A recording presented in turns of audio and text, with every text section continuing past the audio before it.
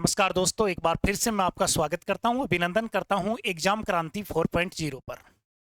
आज का हमारा जो विषय होगा, हम राजस्थान के विषय में बात करेंगे और राजस्थान के विषय में नामकरण पर हमारी चर्चा होगी। और राजस्थान का तो इतिहास क्या है, भूगोल क्या है, पूरे भारत में इसका इतिहास, वो वैभवशाली इतिहास रहा है इस राज्य का। ऐसा कहा जाता है कि राजस्थान वीर सूरमाओं की धरती रही है और इसके बारे में कहा गया कि चांदीरी धरती अठे सोनेरो आसमान, सोनेरी धरती अठे चांदीरो आसमान, रंग बिरंगो रस भरियोड़ो ओ मारो प्यारो राजस्थान। बोले एकलिंग नाथ किले की भव्य मान भवानी से, बोले कृष्ण कनाई अपनी मीरा प्रेम दीवानी से। चंदन का बलिदान ये बोला पन्ना तेरी कहानी से, और प्रताप का ही ये प्रताप खड़ा है चित्तौड़ बड़ा मर्दानी से। जब जब भी राजस्थान के इतिहास के परिप्रेक्ष्य में यहां चर्चा होती है तो ऐसा कहा जाता है कि राजस्थान का अपना अनूठा स्थान रहा है इतिहास में। ये वीर सूरमाओं की धरती रही है जिन्होंने युद्धों के लिए अपने साम्राज्य को, अपनी मातृभूमि को बचाने के लिए तो जान दी ही दी, वृक्षों को बचाने के लिए भी। ये वही राजस्थान है जहां खेजड़ली जैसा आंदोलन लड़ा गया। तेरे साठे रूक रहे तो भी सस्तो जान, अगर सिर भी कट जाए रूख के बदले में तो भी सस्ता है।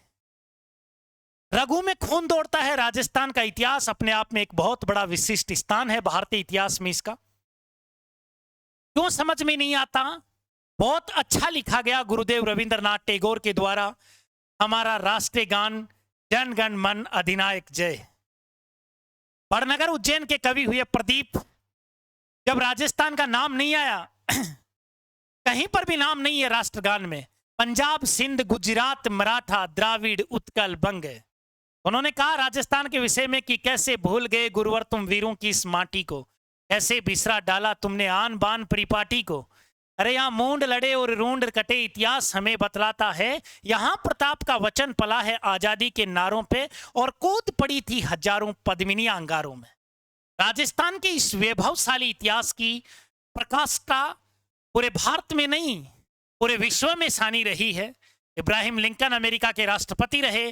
जब उनका भारत का दौरा हुआ तो उनकी माँ के, जब वो अपनी माँ के पैर छूने के लिए गए तो उनकी माँ ने ये कहा था कि बेटा जब भारत में जाओ तो आप राजस्थान जरूर जाना, और हल्दी घाटी की जो मिट्टी है उस मिट्टी की चुटकी भर वो मिट्टी मेरे लिए लेकर आना, और जब मैं मृत्यु सैया पर हूं तो मेरे मस्तक पर लगा देना। मैं समझ जाऊंगी कि मुझे स्वर्ग प्राप्त हो गया। वो महाराणा वीर शिरोमणि महाराणा प्रताप के चरणों की धूल है, जिन्होंने 1572 से लेकर 1597 तक हल्दी घाटी की उस रेंज में उन पत्थरों को बचाने के लिए, अरावली की उन घाटियों को बचाने के लिए और अपनी मातृभूमि की रक्षा करने के लिए तैमूरी वंश के राजाओं, मुगलों से, अकबर जैसे महान राजा से निरंतर संघर्ष करते रहे।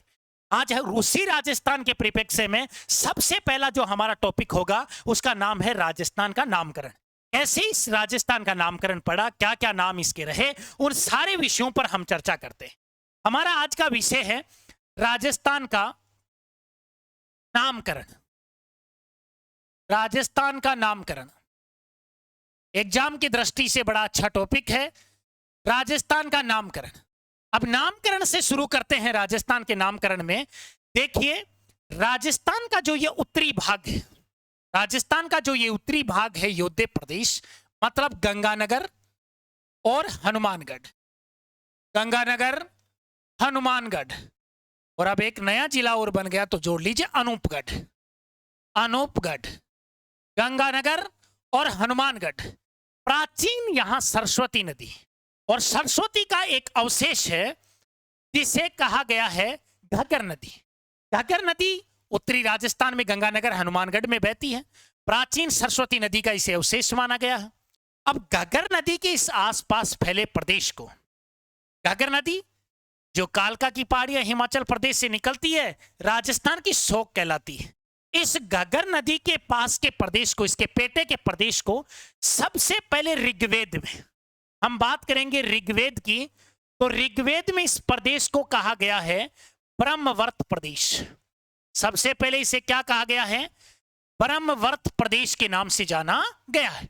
ऋग्वेद में घग्गर नदी के इस क्षेत्र को ब्रह्मवर्त प्रदेश के नाम से जाना गया है।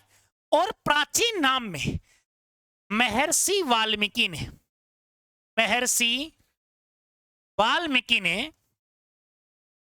अपने प्रमुख ग्रंथ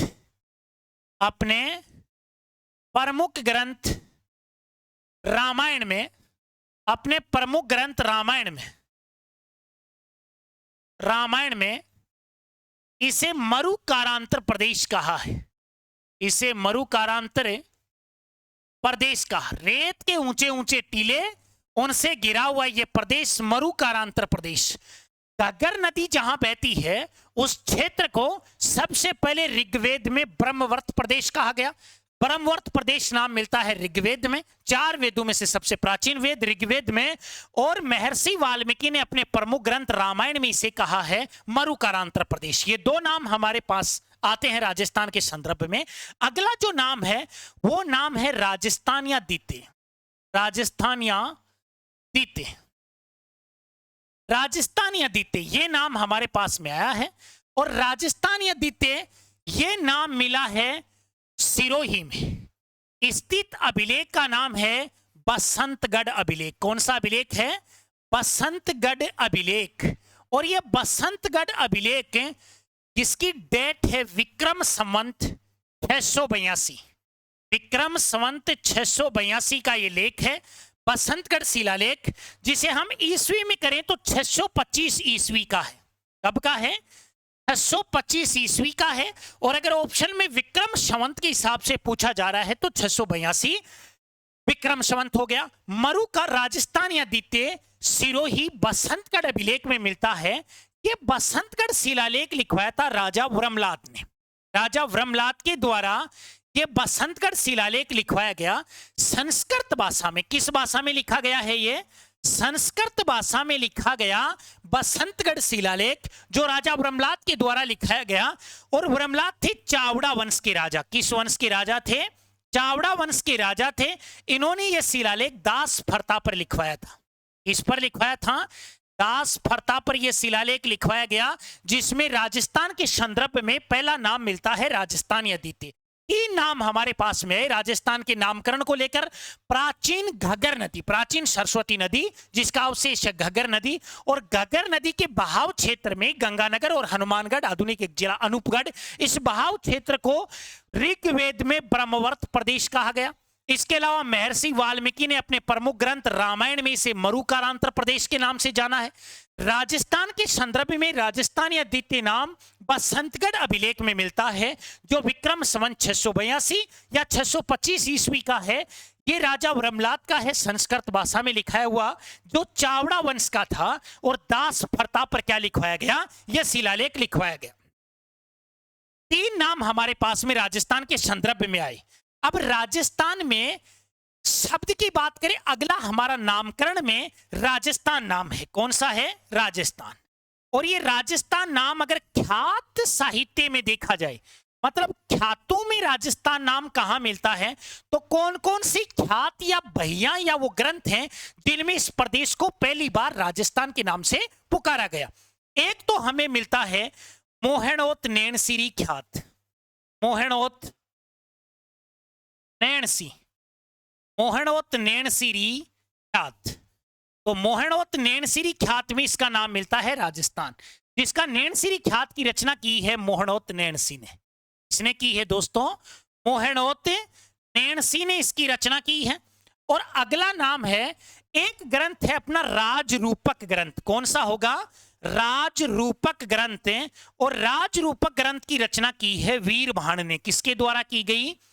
वीरभाण के द्वारा राजरूपक ग्रंथ की रचना की गई। इन 2 ग्रंथों में जो पुरानी बहियां या ख्यात हैं, उनमें राजस्थान नाम मिलता मोहनोत नैनसिरी ख्यात में, और एक वीरभाण का राजरूपक ग्रंथ। अब आगे बात करें कि मोहनोत नैनसी की ये नैनसिरी जो ख्यात है, ये रचना है 1665 ईस्वी के लगभग की है। 1665 ईस्वी की ये रचना है। और नैनसिरी की ख्यात को मारवाड़ प्रगनारी विगत, मारवाड़ का गजेटियर, सर्व संग्रह, ये सारे ग्रंथ हैं। मोनोत्नेन्सी ये 1665 के लगभग लिखी हुई ख्यात है, जिसमें हमें क्या मिलता है, राजस्थान नाम मिलता है। पहला नाम ब्रह्मवर्त प्रदेश ऋग्वेद में, महर्षि वाल्मीकि ने कहा मरुकारांतर प्रदेश। राजस्थान या द्वितीय हमें मिला बसंतगढ़ शिलालेख में।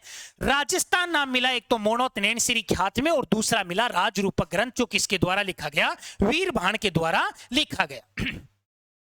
जबकि यह कहा जाता है कि 1791 ईस्वी में, यह बड़ी इंपॉर्टेंट लाइन है, 1791 ईस्वी में, ध्यान दे इस बात को, 1791 ईस्वी में महाराजा भीम सिंह जोधपुर, महाराजा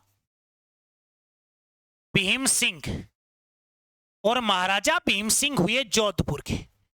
1791 में महाराजा भीम सिंह, और भीम सिंह कहां थे, जोधपुर के, ने सवाई प्रताप सिंह को जब पत्र लिखा था, जयपुर के राजा, देखो 1791 में जोधपुर के महाराजा भीम सिंह ने जयपुर के शासक सवाई प्रताप सिंह, जयपुर के शासक सवाई प्रताप सिंह को जो पत्र लिखा था, क्योंकि वही प्रताप सिंह है जिसने 1799 में हवा महल का निर्माण करवाया था, तो महाराजा भीम सिंह जोधपुर ने जयपुर के शासक सवाई प्रताप सिंह को जो पत्र लिखा, उस पत्र में इसका नाम, राजस्थान का नाम लिखा, राजस्थान, ये नाम लिखकर भीम सिंह ने सवाई प्रताप सिंह को भेजा था। ये नाम मैंने आपको एक्स्ट्रा इसलिए बता दिया कि ये पत्र लिखा गया है 1791 ईस्वी का है। बाकी सेकुलर तरीके से हमारे पास ब्रह्मवर्त प्रदेश आ गया, मरुकारांतर आ गया, ख्यात हमारे पास 2 आ गई, और एक राजस्थान द्वितीय नाम में आ गया। अब इस राजस्थान के मध्य काल में, आधुनिक काल में किन किन नामों से पुकारा गया, भाई प्राचीन काल में तो ब्रह्मवर्त प्रदेश हो गया, मरुकारांतर हो गया, और राजस्थान द्वितीय हो गया। मध्य काल में ख्यात और बहियों के आधार पर देखा जाए तो इसका नाम राजस्थान एक तो मोनोत्नेन्सी ख्यात में हो गया, और एक वीरभाण ने राजरूपक ग्रंथ में कर दिया। अब आधुनिक परिप्रेक्ष्य में इसके कौन कौन से नाम रहे, उनके बारे में हम चर्चा कर लेते हैं। तो राजस्थान के आधुनिक नाम, राजस्थान के विषय में, राजस्थान के नामकरण में आधुनिक तरीके से, आधुनिक नाम क्या होंगे, आधुनिक नामकरण। अब ब्रिटिश भारत है तो राजस्थान भी अंग्रेजों के अधीन है, तो अंग्रेजों के द्वारा, कौन से अंग्रेज अधिकारी के द्वारा इस प्रदेश को किस नाम से पुकारा गया, उस विषय पर चर्चा कर लेते हैं। देखो सर्वप्रथम 1800 ईस्वी में, सर्वप्रथम 1800 ईस्वी में जॉर्ज थॉमस ने, अंग्रेज अधिकारी है जॉर्ज थॉमस ने इसे राजपूताना कहा। इस प्रदेश को क्या कहा, राजपूताना। आधुनिक नामों में सर्वप्रथम 1800 ईस्वी में जॉर्ज थॉमस ने इसे किस नाम से पुकारा, राजपूताना के नाम से पुकारा, जिसका प्रकाशन देखो पुस्तक है 1805 में। 1805 में William Franklin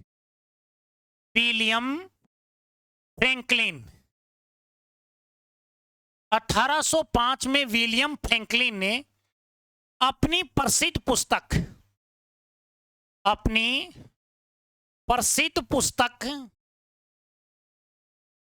the military memories of mister George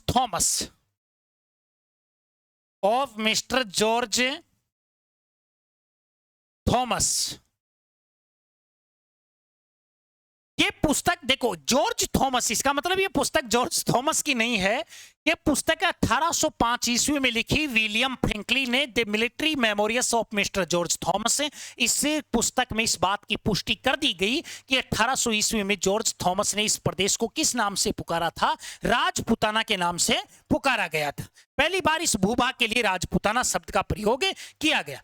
जबकि इस शब्द के लिए, इस प्रदेश के लिए सबसे पहले राजस्थान शब्द का प्रयोग, राजस्थान शब्द, और राजस्थान शब्द का प्रयोग किया है Colonel James Tod,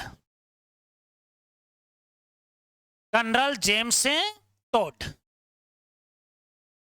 Colonel James Tod इसे राजस्थान का, राजस्थानी इतिहास का, राजस्थान इतिहास का, राजस्थान इतिहास का पितामह कहा जाता है। राजस्थान इतिहास का क्या कहा जाता है? पितामह कहा जाता है। इनके गुरु का नाम था यति ज्ञानचंद्र, गुरु यति ज्ञानचंद्र, यति ज्ञानचंद्र इनके गुरु हैं। इन्हीं के नाम पर एक दुर्ग है टोडगढ़ अजमेर में, टोडगढ़, इसे कहते हैं बोरासवाड़ा दुर्ग, बोरासवाड़ा दुर्ग, टोडगढ़, जहां विजय सिंह फतेह और सागरमल गोपा को रखा गया था, बंदी बनाया गया, यह दुर्ग है टोडगढ़। अब राजस्थान, आप सोचिए, स्कॉटलैंड के थे, ब्रिटेन का व्यक्ति, राजस्थान के इतिहास का पितामह कहलाया। इसने राजस्थान के इतिहास में भाई कितनी जानकारी ली होगी, देसी रजवाड़ों से घूम घूम कर, घोड़े पर बैठकर ख्यातों को इकट्ठा करना, वहां की वंशावलियां लिखना। जब घोड़े पर बैठे तभी तो कहा जाता है घोड़े वाला बाबा, घोड़े वाला बाबा। ये किसको कहा जाता है? कर्नल जेम्स टोड को कहा जाता है। अब कर्नल जेम्स टोड ने ये सारी चीजें लिखी।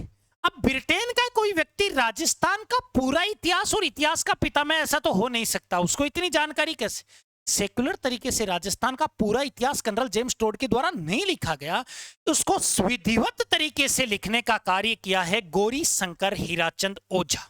इसने किया है राजस्थान इतिहास के जो तौर तरीके से राजस्थान का सही ढंग से जो राजस्थान का इतिहास लिखा गया, वो लिखा गया गौरी शंकर हीराचंद, गौरी शंकर हीराचंद ओझा, इसके द्वारा लिखा गया है, गौरी शंकर हीराचंद ओझा के द्वारा लिखा गया है। फिर मानते हैं कर्नल जेम्स टोड को राजस्थान शब्द का प्रयोग किया। अब इसकी पुस्तक देखिए, नंबर 1 है द एनल्स एंड एंटीक्विटीज,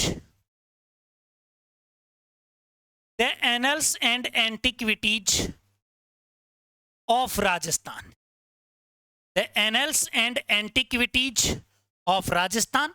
दूसरी है the central and western Rajput state of India. मतलब कर्नल जेम्स टोड क्या थे? भारत में उत्तर और पश्चिमी, मध्य, द सेंट्रल, मध्य और पश्चिमी राजपूत राज्यों के पॉलिटिकल एजेंट थे, पीए थे। कर्नल जेम्स टोड राजस्थान में, एक तो हो गए मध्य और एक हो गया पश्चिमी, इन राजपूत राज्यों के क्या थे? पॉलिटिकल एजेंट थे कर्नल जेम्स टोड। तो उन्होंने लिखा the central and western Rajput state of India और the annals and antiquities of Rajasthan. इसमें इन्होंने जो नाम दिया वो नाम कौन सा दिया है? राजस्थान नाम का प्रयोग किया है। जबकि पुरानी बहियों में अगर हम बात करें, कर्नल जेम्स टोड ने पुरानी बहियों के आधार पर इसे रजवाड़ा और राजस्थान भी कहा है। कर्नल जेम्स टोड ने, कर्नल जेम्स टोड ने पुरानी बहियों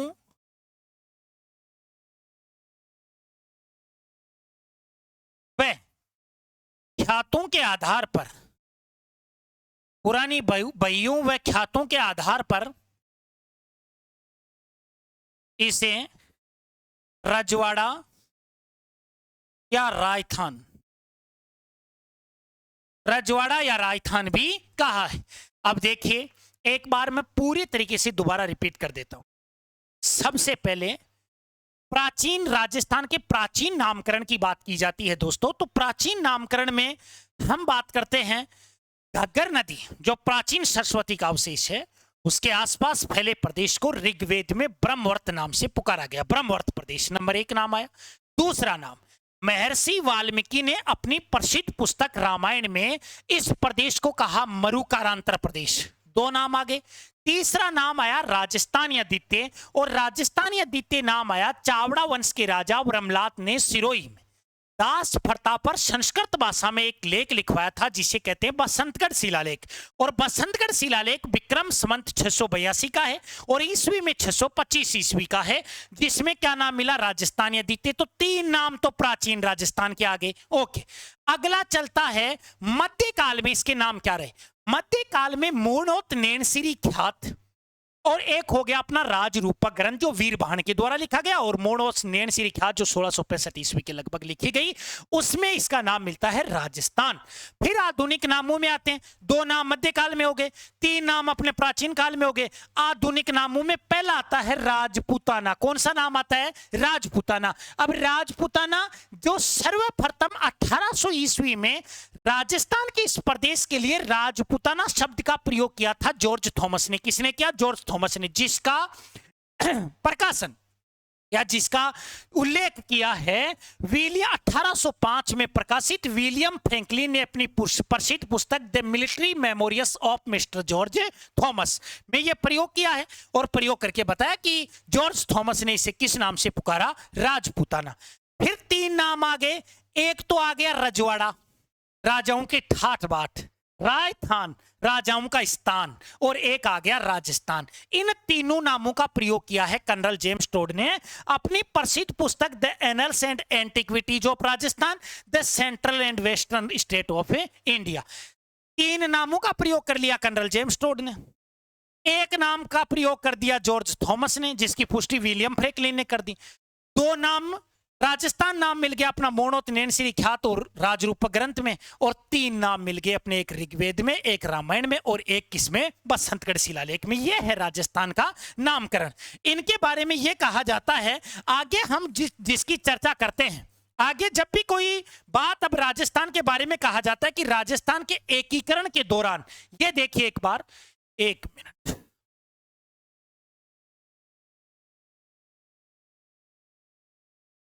चलिए यहां देख लेते। राजस्थान के